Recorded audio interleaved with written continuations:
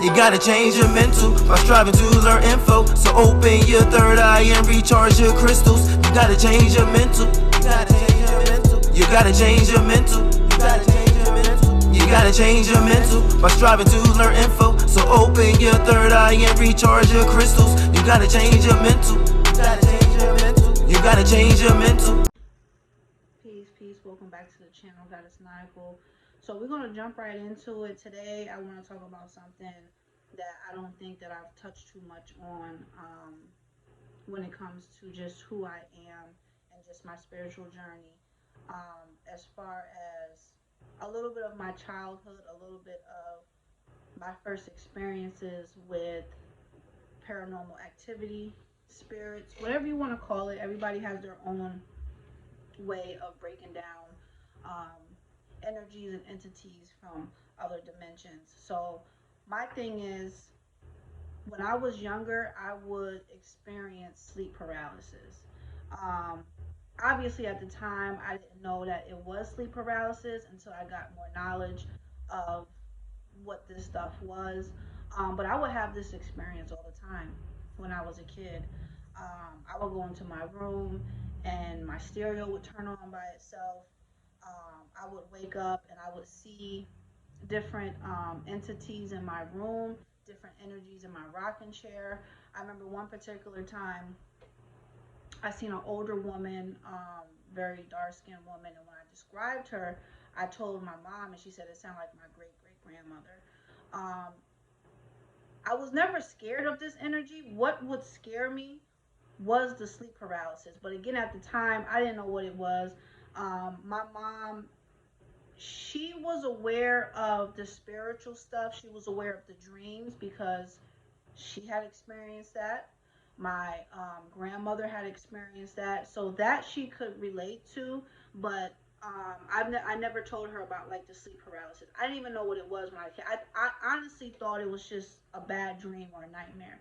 So I want to take the time to say if anybody has ever experienced sleep paralysis, I would love to hear more about your experience, your knowledge of it. Just drop below in the comments.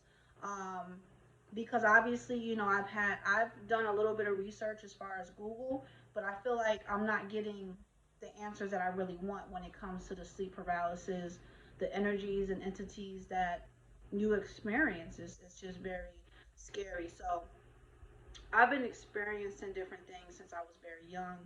Um, you know, to where when I was younger, I was able to see more. I noticed that now that I'm older, I can feel things. I don't see things as much. I've caught a couple things here and there. Going to the cemetery, I seen something. Um, I remember me and my husband were at the cemetery, excuse me, and I saw what I thought was a lady about to walk across in front of the car. And I said, "Oh, hold on, let her pass." And by the time I could look back, she was gone. So I knew it was just an entity, an energy that I caught. Um, but when I was a child, you just see more. For me, I did. So um, just being sensitive to energy when I'm around people, when things are going on in the world, or it feels like the energy is going through a shift, I can feel it. You try to look these things up, but it's just so much information that you're going to get when you're going on Google. So, that's why I like to share my experience because I know there's people that always have more information or just share, their opinion or information on things.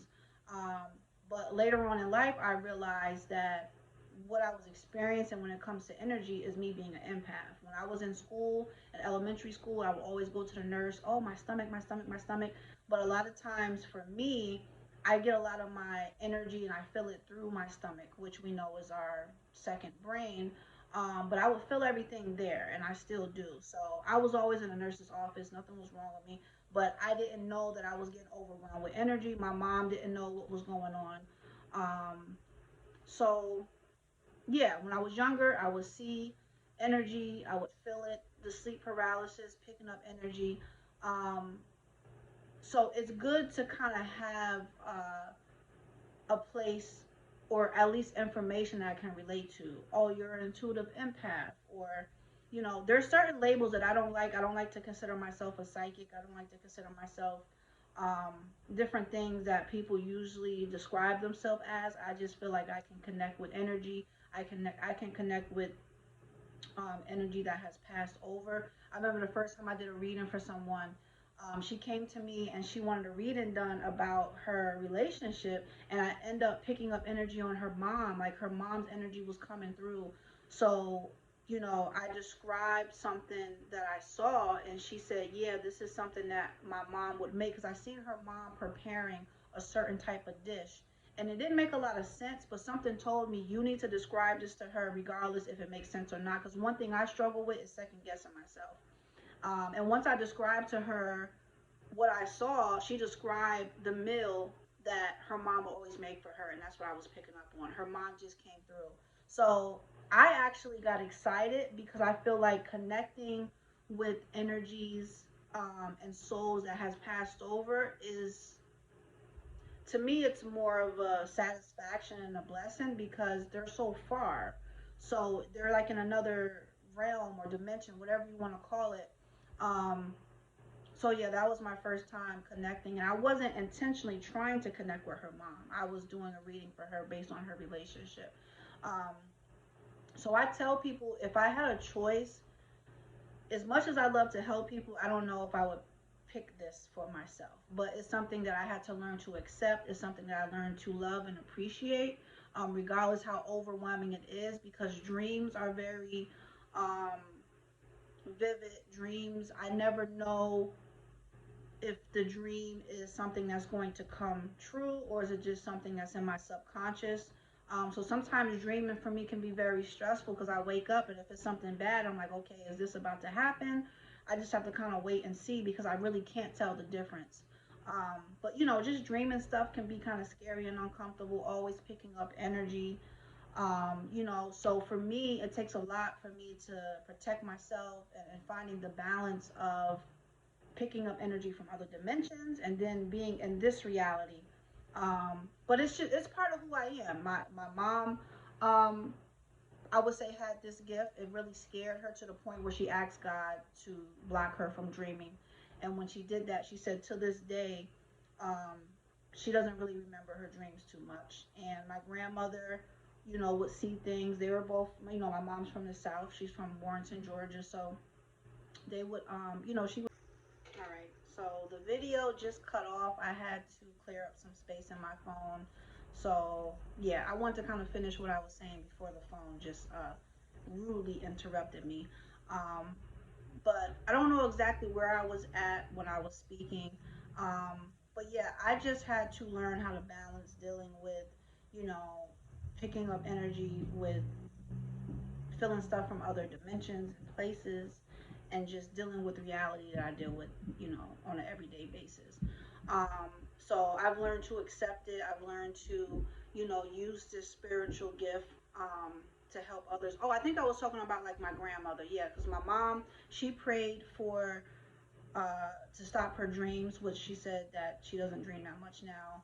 My grandmother would see stuff, and then my great grandmother, um, uh, which is full Cherokee, Native American Indian.